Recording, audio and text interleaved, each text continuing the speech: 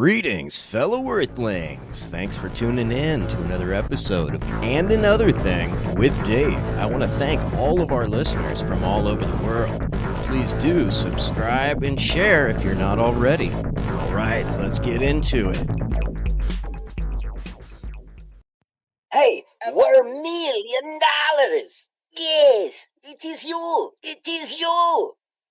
Oh boy, right into the most controversial topic ever. I just put my dick in the dirt with this one. I'm like, oh no. Oh, what, with the George Floyd? Yeah, my suggestion is that you find a panel that is majority African American with this one, because this one's definitely going to be misconstrued. I'm just saying, it's the anniversary. Yeah. Oh yeah. That's all I'm saying. Yeah. That's I don't know. all. I have strong feelings against the police as a whole in this country. I don't like the police state we live in, but at the same time, I don't have any solutions ready, and I definitely have gotten in trouble with this topic. I think you can get on thin ice real quick. I mean, emotions are so high with it, right? Right. Yeah, absolutely. I mean, I think you and I are both coming from a good place, right? A place of love and inclusion, right? I was confused with the Caucasian, and I get in a lot of trouble with this one because I'm told that it's not something I should speak about, and no matter what kind of support I lend, it seems like it's probably never going to pay off. Yeah, so I have trouble with that because that's rough, right? I mean, because the whole thing we're talking about is we're all in this together. We are all one. Everybody's equal. Up. Let's all have a kumbaya moment, right? So yeah, as soon as somebody throws that, like, oh, you can't talk about this. Like, really? That's exactly what I'm talking about. That's what I'm saying. What's happening is not cool, and we need to change it. How's that not cool? It doesn't matter what my skin color is. I agree with you. Okay, so you've also encountered that sort of resistance. Oh yeah. Almost. It feels like ingratitude because I mean I don't have to be supportive of a movement that affects me less than it affects somebody else. I take it upon myself to say, hey, this is wrong, and I'll get met with that. Like, hey, mind your own business. Like, you shouldn't speak about this. Real. Stay in your lane. It doesn't impact you anyways. I get a lot of this that I don't have to deal with any of the drawbacks. I've even been accused of enjoying white privilege, which to me is because, I mean, as passable as I am, I don't think I've ever enjoyed white privilege. Yeah, I mean, yeah, I have. I'll tell you straight up, I have. I've had cops ground my weed into the ground and give me back my baggie and say, dispose of that in a proper receptacle and get out of here, kid. I'm like, sir, yes, sir. Right? But, change my skin color, I probably would have gotten beaten and I'd be in jail, Yeah, it's a tough conversation. Is there Fox on the line? Yeah. We just have to unlock the secret code, guys. We have to unlock the secret code. I'm sorry, I sound like shit today. You're talking about up, down, I told Dave earlier, I'm like, fuck. He smells funny too. And I unfortunately can't smell myself, so that may be true. The secret code. Oh, yeah, bathing's good. I'm one of these hippies that bathes daily, and I wear my dreads on the inside. I'm a short-haired, clean hippie. I just hold the ideals of a hippie, Desert Fox, I was just working on a graphic for the Fox Files. Which, no way. Yeah, I think that's a great idea. So you guys are friends then, right? Yeah, we've been friends for the longest. Actually, came here together. Kill it. And yeah. You're both really good people, so that's awesome. Yeah, thank you. I mean, anyway, sweet. So I don't can't have to breathe either. I'm just saying. I had to get this stuff. I had to get this nasal spray because I have trouble with it. But it's not from a cop choking me. It's from white privilege because I did a bunch of cocaine when I was in high school in the 80s, and now my sinuses are jacked. Deviated septum? Yeah, exactly. I went to the doctor once, and he's like, yeah, some people are born with a deviated septum. And I was like, I paid handsomely for it. That cost me tens of thousands of dollars. He paid through the nose. Yep. Yeah, I paid through the nose for it. Skidoo. Oh, know you're good. Through the nose. It was tremendous. Or maybe the cops only had like 15, 20 minutes left in their shift, and they're like, damn it, it's not worth it, Dave. Just go home and be better next time. Okay, yeah. So I wanna share another experience. This wasn't a white privilege experience, but it was an oh my god, my butt puckered moment. Like I thought I was totally gonna get arrested, and it totally just ended up all chill. So I used to be in a band, and the drummer was from Wisconsin, and he's like super paranoid. Like if I was ever smoking a joint, walking down the street in the city, he'd cross the street and be like 50 feet away because he was so afraid of getting arrested or something. So we're driving. He's giving me a ride somewhere. I can't remember. I fire up a huge joint, and he's like, "Really? You gonna fucking smoke that in the car?" I'm like, "Dude, it's fine, it's fine." We pull up to a stoplight right next to a canine vehicle, and the dog is like going nuts. It's frothing at the window, like trying to break the window. And my drummer's driving. He's freaking out. He's like, "Motherfucker, I told you, God damn it! Oh my god!" He's like practically wetting himself, and I'm freaking out because the dog's freaking out. While we're at the red light, the cop hits the lights. I'm like, oh shit, we're done. We're dead. We're done. We're totally done. The light turns green. The cop takes the left turn, hits his hazards, and double parks in front of a donut shop. I shit you not. Funniest thing in my life.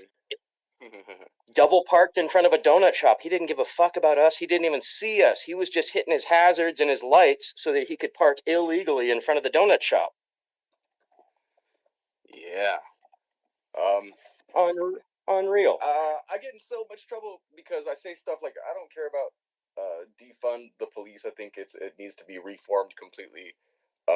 Yeah. But I honestly have moments in which I say like awful things such as ACAB or kneecap. FTP. Yeah. ACAB. All cops are below me. Oh, snap. Oh, shit. Yeah. No, I'm right there with you, bro. I go back and forth. But, I'm a lover, not a fighter. And I think, reform, because defund, that gets misconstrued, right? You and I know what it means. Redistribute the funding. But I think the way we need to say it is reform. I don't. That's not what I mean at all. I think that we shouldn't be.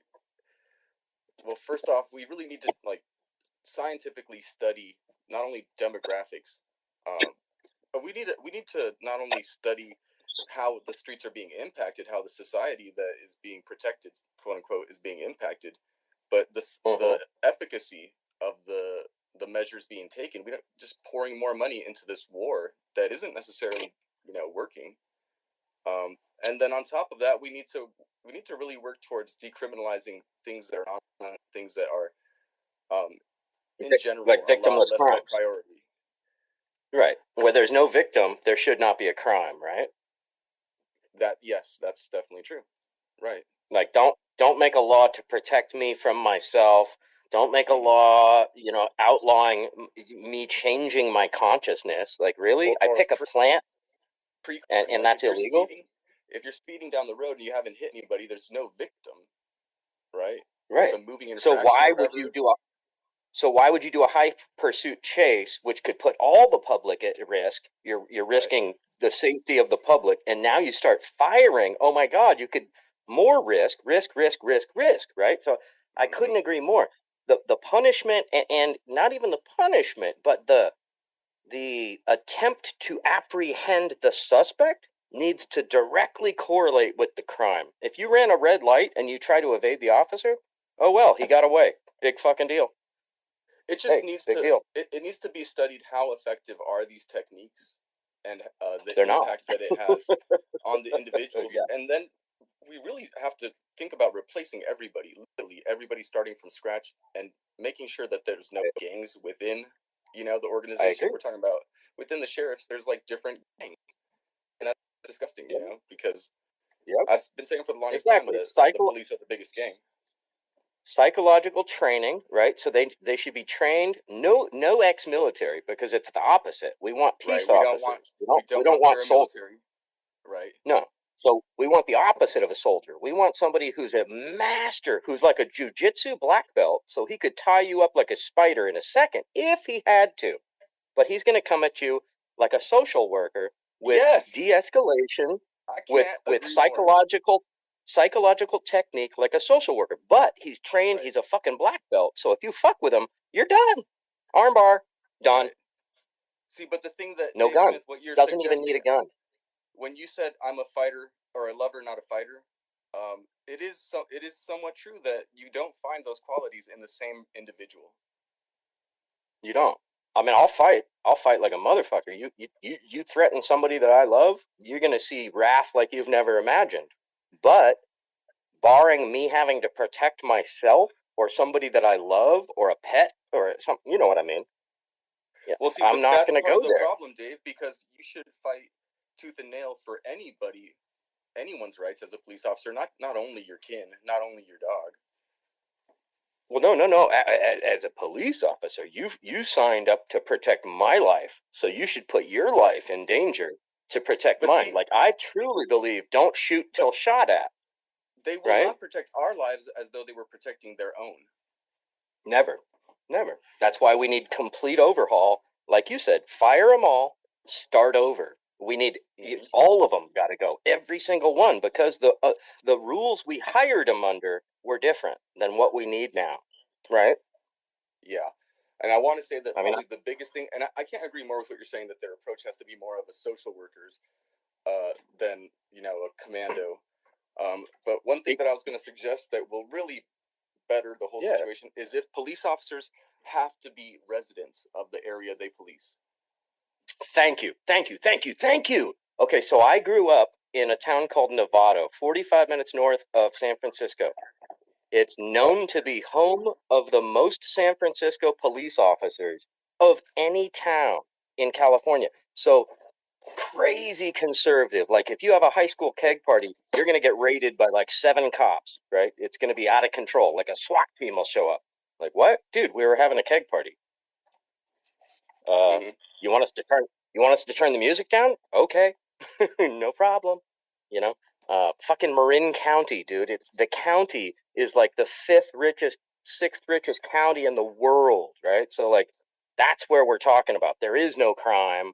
The only crime was like cocaine smuggling because it had a huge coastline. But they weren't fucking with that. They would raid high school keg parties. They would do a stakeout at a stoplight.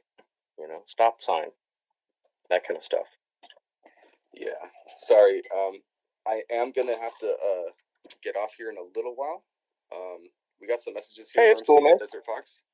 Let's get them. I got white privileged once. I had a friend. I mean, I've always lived in the bad part of town, I guess. Not always, but I had a guy that we worked with, an older black guy, that in rare form, we needed weed. He could find it, and we went into his neighborhood to get it. And we're sitting out front, 2 white boys in a car, literally in the projects, and we get pulled over. I mean, we're already stopped. The car's not even running. They search the car, search us, tell us that we're stupid, or we're here to buy drugs, or both, because these motherfuckers will kill you. He didn't use those words. So then guy comes back out with the weed. We get in the car, and we're taking him to the store. Sat at the store parking lot for a few minutes and dropped him back off at his house, and all was well and good. But yeah, I was profiled for being white in the wrong. That's hilarious. That's straight out of a movie. Yeah, no, Worm, it's all good. I saw you were online, bro, and I haven't talked to you in a while, so I was like, man, I want to connect with my brother. So. Yeah, man, and I appreciate that because I really do remember having just the most fun with you. And I knew that you and the Foxes would gel well together, and definitely they'll put in a good word for me. Desert Fox, if you want to hop in this conversation, that'd be cool. I'm trying to do something at the moment. I am gonna in a little while have a conversation about conformists versus mavericks. So we're talking about like social pressures and stuff like that. So it's kind of like a little bit of what we're talking about here, but less of the focus on police bigger picture. Yeah. I really I know that there's a strategy to doing the controversial topics, but me personally, I'm trying to not be placed in any sort of a category of because things I say sometimes are insensitive. They sometimes are extreme, and I don't want to be inauthentic. I know myself. I'll get myself in trouble right away. But I do appreciate. I appreciate you, Dave. I walk the line. I try to touch on those topics that, like you're saying, couldn't go either way. But I try not to breach the line, because I'm right there with you. I'm so passionate about these things that it's easy for me to just but I can't let myself do that, because I want to bring people to a conversation where we talk, so yeah, absolutely. I'm learning to tone myself down. But it's a full-time job. Yeah, I would say be your authentic self, regardless of what's going around or what people insist Totally is right. And I do believe like you have a good heart, so just continue doing what you're doing. Thank you, brother, man. Love you, man. Love you too, man. Here we go, Desert Fox. And not to mention, guys, cats smell weed too. They just aren't fucking rats. Get it? I didn't get it. Because we know what happens. Because we know what happens to rats. Ooh. I used to have this cat. I had these two cats. I named one Boaster and I named the other one Toaster. And Boaster, every time I was going to get ready for a sesh, he knew. Somehow he knew. And he would like sit on my bed right next to my sesh chair, and he'd look at me like, aren't you going to blow one my way? And I'd blow a hit his way, but I wouldn't hold him, right? I wouldn't force him. I would just blow it his way. So if he wanted to walk away, he totally had free will. But he never walked away. He would sit there like, oh, this is awesome. It was hilarious. Right, we got worm seed. I've smoked out quite a few of my animals, and now I don't, like, it's kind of like, I don't know, cruelty to animals or whatever. But I oftentimes would have friends that would do the same, and they would say, look, he's so stoned, and I think maybe one time out of like the thousands of times, like the animal was actually intoxicated. Most of the time it was just us imagining totally what we felt onto the animal. Right. Desert Fox knows about that. He would smoke out a fish, believe it or not. How about looking into a cat's eyes on psychedelics? Oh no, they're empty. You don't want to look in there. Oh, you fall right in. I communicated with my cat. We were talking. Like, she knew. She's like, I know what you're feeling. I know what you're thinking. I'm like, oh God. The pussy whisperer. Yeah, exactly. Say it. We got Worm C. Worm C's looking evil. Worm Million and another thing. Dave, what's up, y'all? And another thing. Yeah, I just was listening in for a little bit there. I just want to bring up, like Dave was talking about weed. One thing I don't like taking the side of the police in this situation, but they are required to do everything from, like, if you call and there's a argument or domestic dispute, if there's a fucking cat stuck in a tree, if there's, little shit, they send police. And I think that we need to have tactical police, and then we also need to have non-tactical police, like you were talking, like social workers that deal with situations in non-violent and de-escalating terms. But, yeah. You know what I mean? Thank you. Worm C pretty much nailed it right there, right? Like, if you don't need SWAT, then you should get, like, it should be like stage 1, stage 2, stage 3, right? Stage 3 being, we have a violent encounter, send the big, strong guys with guns. We need them, right? But there should be phase 1 and phase 2 where you don't need those guys and you don't even want them on the scene, right? Because there is no violence happening. We need to talk to somebody, and we need to de-escalate. Counseling degrees, man. Everybody should have a counseling fucking degree. You should understand the human psyche. You need to know what a psychotic episode is. You need to know what schizophrenic behavior is. You need to know what somebody having an anxiety or a panic attack is, right? Mm-hmm. And be able to identify that and be like, oh, we got a panic attack. This guy's fine. I'm just going to sit here and chill with him for a minute. talk to him in a very monotone, calm voice, but not dehumanizing, not belittling, right? Mm-hmm. No weapons, Absolutely. no flexing, no chokehold, you know, till he flexes on you or hits you or he comes at you. Then you got Brazilian jiu-jitsu training. And dude, you know what? One of my nephews, bro, he came in second in the U.S. Brazilian jiu-jitsu finals. So he's a badass. And what he does now, he's got his own gym. And I was talking to him about this, and he chimed in. He's like, "Yeah, dude, I train cops." I'm like, "Oh shit."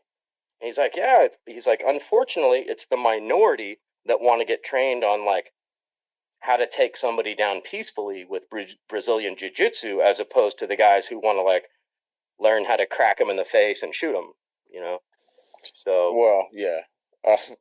Pretty sure by that point they're proficient in small arms fire and sucker punches. right. But Well, and the majority of those are probably ex-military or maybe even a high school bully, right? yeah, some of those people literally never go out of text, and that's literally where they find. I don't want to say niche, but in a way, it's their niche. It's what they're like. Their square. This is the square hole. It's like you grew up to be a bully. Yep, that's it. Yeah, So I don't want I to keep agree. you. You got to go in a couple minutes, right? But I just want to Yeah, tell a quick. I got a I show just want starting to in tell 10 minutes. If okay, anybody wants quick to story, try to get in here, 2 minutes. yeah, go ahead. Quick, Yeah, go ahead. quick story, 2 minutes. It's about a friend of mine that I grew up with, went to high school with. The guy was a pencil neck geek, thin as a rail, smart as a whip, right? Turned me on to Slayer and like the heavy shit. He was a brilliant guitar player, brilliant writer. He's got like 5 books now.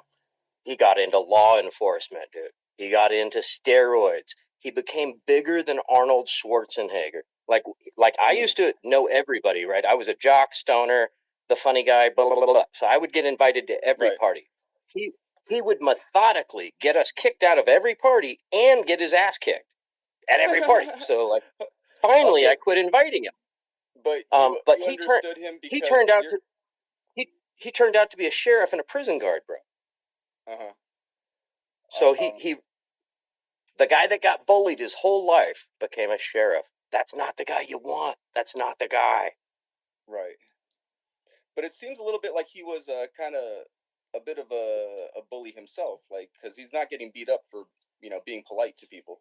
You know. He was the guy that he was. Oh, it was awesome, dude. He was so smart that he could insult you for 5 sentences before you realized he's totally insulting you. So he would do that to these like jar-headed football players or whatever. I played football, whatever, but I wasn't a jarhead. But anyway, he would do that to these people and then Yeah. eventually get his ass handed to him. Yeah. Yeah. I think jarhead means marine. But you're an ENFP, right? Yes, sir. That means that your first cognitive function is extroverted intuition, which leaps before it looks. You blurt. You do things Totally. just to see what'll happen. You. Well, not just to see what'll happen, but it's just it comes out before I realize. Oh shit! Whoops! I just said that. Was that the outside voice? Like that's my Right. that's my quote. Was that my outside voice?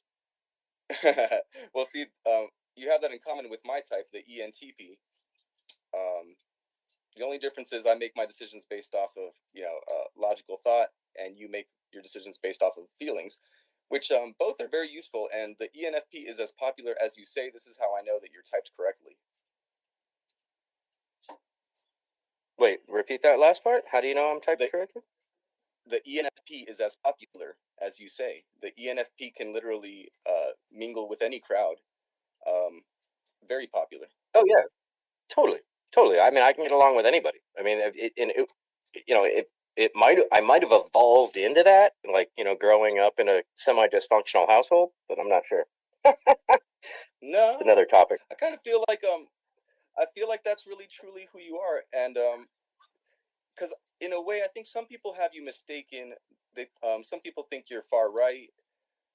Some people think you're this or that. Oh, that's hilarious. I don't have a right like bone in my body. That's hilarious. Wow. See, like some people really think that, but you're kind of a chameleon in that way. Fit in with anybody, and yeah, the ENFP. But I have trouble. but I have trouble fitting in with the right wing because there's so many things I oppose on such a core level that I just end up saying "fuck you" and then burn bridges. Right. I think the ENFP's biggest fear is being controlled. Possibly. Yeah, that's probably it. Yeah, exactly. A serious fear of authority, or not fear, but I question authority. I don't want to be told. I don't want to be being told what to do is the worst for me. It's like, oh God. Sometimes it's what I need to hear, but it's so hard for me to hear it, right? Right. Yeah. I have a lot of friends who are ENFPs, and definitely, because like I'm telling you, my first cognitive function is also to leap before I look and say something before I even realize, and I embrace it, honestly, because if I try to bottle it up, if I try to be reserved or less outgoing, then I don't feel like myself. It feels bad. Exactly. And anybody that knows me knows I come from a good place. My heart is in the right place, right? I might say some wrong shit.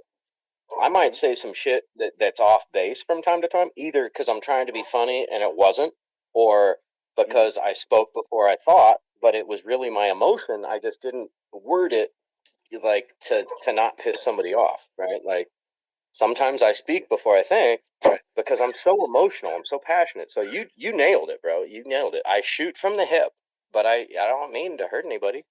It's my last intention. The only time that you get in trouble with that, honestly, is when you don't like check in with yourself as to how you feel about it. Right. Yeah. Man, that's deep. We just got deep right there, bro. Yeah, I'm using MBTI to know that about you, because you get stuck in the loop of the TEFE. I'm sorry. TE, is it TEFE? Hold on, I'm gonna look at this real quick. What are you looking at? The ENFPs get into NEE. What's the site you're referencing? Analyzing the possibilities and trying to use facts to figure out the answers. This is something which can go in a rather vicious circle. The ENFP never truly feeling satisfied. They start by analyzing the information and potential and using data as a means of coming up with a solution or likely outcome. The trouble is that once the ENFP does not come up with this answer, the NE comes back into play and finds more and more scenarios and ways that this could go wrong or be incorrect. The ENFP continues to go in a loop until they find themselves stressed and constantly unsure of their actions or choices. They need to analyze the information and run through it over and over again in hopes of figuring out what is the best possible choice. Sometimes people in their behavior second guessing what their intentions are. When the ENFP uses their FI in these scenarios, they can often understand people better and be more sensitive to what their most likely intentions actually are. Instead, they find themselves having doubts and might start comparing themselves to others. So yeah, just use your FI, which has to do with your own feelings, knowing your own feelings, checking in with your own feelings. Yeah, well, I'm also a bit of an empath, so I feel my feelings super deeply, right? Like that, and I don't just feel like in my mind. I don't think they're just mine. I think I'm feeling for all of us, right? And honestly, bro, that's where my topic headline came from. Hey, anniversary of George Floyd's death. Let's all light a candle, do a bong hit, drink a beer, pour some on the ground, and hope for fucking change, man. Hope for fucking change, and demand it and fight for it at the same time. But I was thinking more of like a candlelight vigil, light a candle, pour a little beer on the ground kind of thing. Is that's where my head was at. Yeah. So you're saying empath as in putting other people's feelings first? I feel other people's feelings so deeply, bro. So deeply. Like if I hear somebody tell me an emotional story, it happened to me. Right. It might as well have happened to me. Do you avoid your own? I'm sorry. Can you repeat that? You broke up a little. Do you avoid experiencing your own feelings? Oh no, I embrace them. Yeah. Okay. I mean, do you reflect on those? Do you? for half of my life, I ran from them and would avoid them at all costs. Substances, anything, right? Up until I was 40. Till I was 40, bro. I believe it. Yeah. And then when my dad died, my dad was killed by a hospital. He was given too much blood thinner and basically murdered by a nurse at 68. And then I had this fucking major just cave in, drank every day for a year, and then came out of it with this epiphany of like, whoa, my God. Thanks to much therapy and, a lot of professionals helping me. Yeah, so anytime that you feel like you're trapped in that somewhat of a unproductive, like the rabbit hole, where it's like you're researching and still coming up with more theory, all you need to do to balance it out is just check in with your own feelings, reflect on your own feelings. Yeah, I don't feel that much. Dave. I don't get that much. Normally I get like, bam, this is what has to happen. No, see, already you're messing up right there. You're not supposed to jump to your extroverted thinking. Just do it with intuition and your own feelings. Ask yourself if something feels authentic. If something feels exactly for the ENFP, what's most important is authenticity. If you do not focus on your authenticity, then you'll always have these issues. No. I focus on my authenticity, but where the walk that I'm walking is how to be authentic in myself, but not offend other people, and still never worry about that. Never worry about that. Well, that's totally secondary. It's totally secondary, right? But to get my point across, I need to be able to communicate to the widest audience possible. So it's the fine line of I'm not going to compromise myself. Period. That's it, right? Like, I mean, right. As a horrible example, like that group you invited me to, and I fucked up my first message. I fucked up, and then I went ballistic. I'm like, well, fuck those people anyway, right? So yeah. No. So that's me. You don't necessarily even have to fight for your own feelings, but when you make decisions, make sure that they're in line with your own feelings. Yes. Authentic to who you are. And I think that no matter what, people don't like inauthentic people, but if you're yourself, people are going to like you just like they always have, just like they do, Or sometimes they don't. A lot of people are threatened by me, for whatever reason. I don't know. I don't know why. Because you're incredibly charismatic. Shit. You're far too kind, and you are a hilarious, multifaceted, multi-talented, charismatic individual. I've in a non-gay, just bro way, I fell in love with you. Because I don't have a gay bone in my body. But I fell in love with you from the get on stereo, bro. You were one of the people who was bringing it and who was like, oh my God, who is this guy? Like, he could do all this different shit. Oh my God, who is this guy? Right? Yeah, man, I appreciate that. I definitely have always been a fan of yours, and I want to, continue to contribute. I am going to have to get out of here, though. I want to get this last message and give anybody a chance. If you guys want to join Dave, I will have to. I'm a little. Nothing but love and respect, Worm. Nothing but love and respect, bro. Yeah, likewise. Conversations like this are very impactful when it's the people that are in this room having it. The fact that Dave's willing to get up and have the conversation speaks volumes about him. It takes all of us, you know what I'm saying? Like, and I hate to use Jesus references, but the 99 sheep were like, why are you going after that one sheep? Like, we're the whole flock. If you leave, you talking about the 1% or something. He was like, I mean, you're not the one in danger. I mean, that one is. He was. He was. So we do. We all have to stick together. And fuck colors. Fuck labels. Fuck labels. I'm not a shepherd. I am a wolf amongst the sheep. Dash that. I'm a lion amongst the wolves. If you guys want to talk about lions and sheep and wolves, bears, oh my, I'm going to have a conversation about that. I'm going to get out of here. Thanks a lot, Dave. Hey, Worm, much love, man. Have a great time in your show. I'm gonna pop in and check your show out, and I really enjoyed rapping with you, man. If anybody wants to jump in here real quick. I'm gonna hit another message real quick. Cool. I'll hang out for a second. I would love to stay up and chat, but I got to get up by 1 o'clock in the morning and be at work by 2. I've been holding on the line. I called in like, I don't know, 5 minutes ago. Just waiting on y'all, man.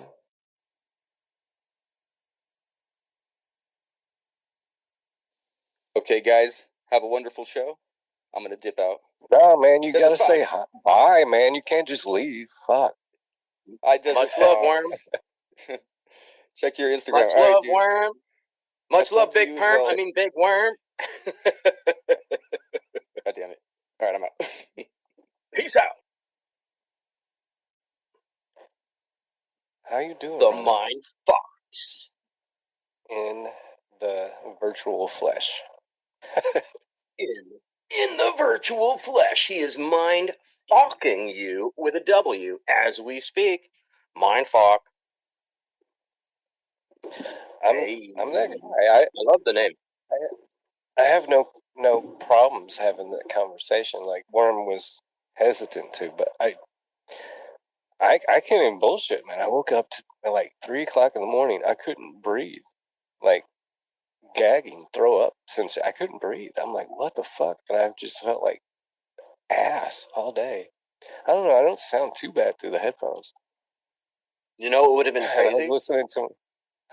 Is if it was the time of his choking that you woke up. That would have been fucking a mind blow, right? That would have been fucking crazy. And I got no problem. I got no problem. I got no problem talking about it either, bro. Because I go hard. I've been in Facebook jail for I don't know. I'm done with Facebook because I just live in jail there. You can't even talk. So, Mark Zuckerberg and his censorship organization. Fuck them. Fuck you. Fuck Facebook. You want to censor me? You want to shut me out? Go ahead. Alex Jones me. But I'm not going to shut up. I'll start my own YouTube. I'll start my own website. I'll do something. I'll go on Sirius XM. I'm not going to stop. It's important. Yes. I was born in 1967, the summer of love, right? So as my mother's water broke in a Volkswagen Bug, right? My mother's water broke in the Volkswagen Bug. We were going to go to San Francisco to be. I was going to be born in Kaiser in San Francisco, but I didn't wait. So I came out on the freeway. Basically, the water broke on the freeway. They take the exit, boom, go to the first hospital. I'm born 5 minutes later, literally 5 minutes later. Like, hey, how you doing? Couldn't wait to get out of there. Can't wait to get back, but hey, you know what I'm saying? I heard a really crazy analogy. They say when you die, you see the light at the end of the tunnel. And what if that light leads to a fucking hospital room to another womb? Yeah. And what if the only reason you're fucking crying is because you just realized you died? And the light is the light coming out of another womb? Yeah. I thought, wow, man, that's a mind blow, bro. Shit. That's a mind blow, and it's deep as fuck, and it hits me so hard because, bro, I had a near-death experience where I saved somebody's life, right? I pulled up at a gas station. This guy was getting beat by 10 people, kicking him in the head, and I saw the puddle of blood just growing, like, whoosh, right? Like, oh, fuck, they're killing him. So without even thinking, I launched. I was with 2 other guys, and I figured, I wrestled in high school. I'm like, fuck, I'll take 4 of them. No problem. Right? And not the case, right? And I figured there was 2 other guys with me, so I'm like, okay, I got 4 guys. Between them, they could take on the other 6. Between 3 of us, we could take these 10 guys, no problem. Were you drinking, Dave? I just launched. I just launched without even telling them anything. I just ran and went and saved this guy's life, right? But halfway there, bro, they had a lookout hiding in the shadows with a baseball bat. It was at a gas station. Fuck. So he's hiding behind the sign, like looking, making sure, like if anything fucking comes out of the, he's got it. So he had me. So I make it halfway there. Clock. Full swing, home run swing to the head. I get knocked down. I get knocked down. 12 stitches in my head. Cracked my head open. I get up. I turn around. I look at this guy. Smack! Hits me in the other side. 12 stitches in the other side. Cracks my head open in the other side. I get back What are up. your buddies doing? I don't even know. I get back up and I keep running. I keep running towards the guy that I'm trying to save. So I've had my head cracked open twice in the first 15 feet, get back up, run to him, and just basically throw myself into these 10 guys that are kicking this guy's ass. And then they start kicking the fuck out of me. Then the guy with the baseball bat comes. I'm like rolling to the left. It's like out of a movie, right? I roll to the right. The bat hits on the left. I roll to the left. The bat hits on the right. I could only keep that up for a couple minutes. And then I just covered my vitals, my ribs and my organs. And the guy just fucking started, 10 guys kicking me, one guy with the baseball bat. And I look up and the bat comes down straight on my teeth, bro. Broke 3 of my teeth. Through my lip, broke on the bat.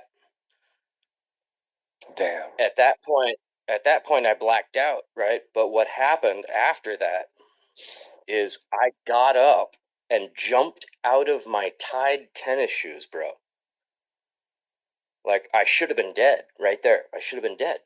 But all of a sudden, I'm 50. I have no recollection what happened between these 50 feet. 1 minute, I got 10 guys and a guy with a baseball bat kicking the shit out of me. Next minute, I'm 50 yards away in the middle of traffic, in the middle of the street, like waving down cars.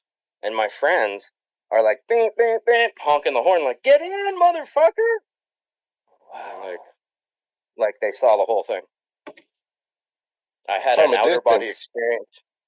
I was in a coma for 12 hours, had an outer body experience, hovered above myself in the hospital room. So I was looking down on the hospital bed with my friend holding my hand. I told him that later. He's like, dude, I was sitting right there holding your hand. So I saw without seeing. And I saw the white tunnel that you're talking about. Like, I was sucked. It was like a gravity beam pulling me to this white light. And I'm like, no. And I'm backpedaling. And I had to explain to the white light why my time was not now, right? Like, I had to argue my case as to why I had to live.